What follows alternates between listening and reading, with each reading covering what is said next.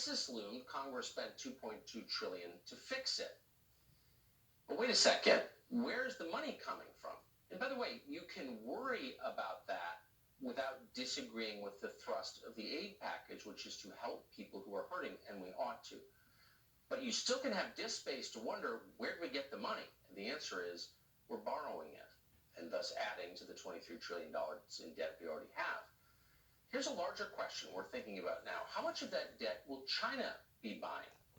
And will it matter? Chris Bedford is a senior editor at The Federalist. He joins us tonight. Chris, thanks so much for coming on. Thanks for having me. So I think it's just want to stipulate this again. I think most people watching, I think most people in the country believe there's a federal role to help people. The government told people not to work. Seems fair the government would take up some of the slack there. So I think we probably agree on that. But it's still worth wondering, like, where did this money come from for this bill? That's the whole thing, isn't it? The government basically is going to put a printer to the window, and they're going to hit print, and that money's going to rain. The U.S. government prints its own currency, and the only limit to how much currency it wants to print, to the point of Bernie Sanders and Elizabeth Warren has been making, is inflation. When you put over $2 trillion into the market, though, we are looking at absolutely having inflation in this country. So at that point, we have really entered pain. But that's it. It's a con game in the truest sense, Tucker. The old-fashioned sense, it's a confidence game.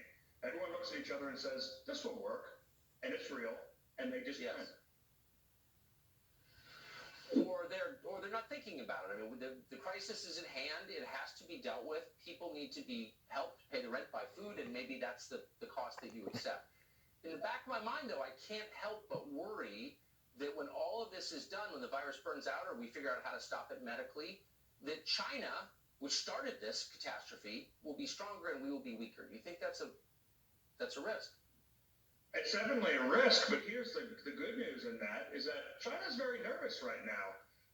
They're looking at the world. They're looking at the United States. They're looking at the president being nice and maybe toning down some of his language, but they know that when this is over, the entire planet is going to look around them, assess the damage, and they're going to look at who was responsible for this.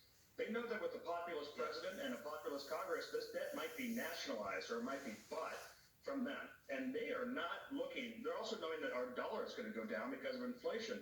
So right now, they would be rather hesitant to spend any money buying U.S. debt. They have no idea what's coming for them. I hope you're right. I hope the rest of the world puts the blame where it belongs. I'm starting to think the rest of the world is afraid of China because they understand China's ascendant. I certainly hope we need their supplies. We need their supply lines right now, so we're being nice. Exactly right. The cost of offshoring our entire industrial economy. Chris Bedford, thanks so much for the clarity on that. Good to see you. Thank you, Tucker. In this discussion, we're speaking about the national deficit, the $23 trillion, and specifically the damages arising from the negligence or intent of China to destroy America vis-a-vis this coronavirus or COVID-19. So far, the damages are $2 trillion in a stimulus buyout support package signed today by President Trump, and rightly so.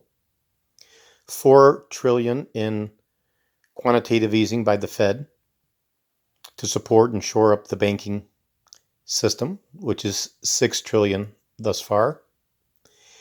And of course, $8 trillion in value, which has disappeared from the equities market, affecting the 401k of every single family that has one.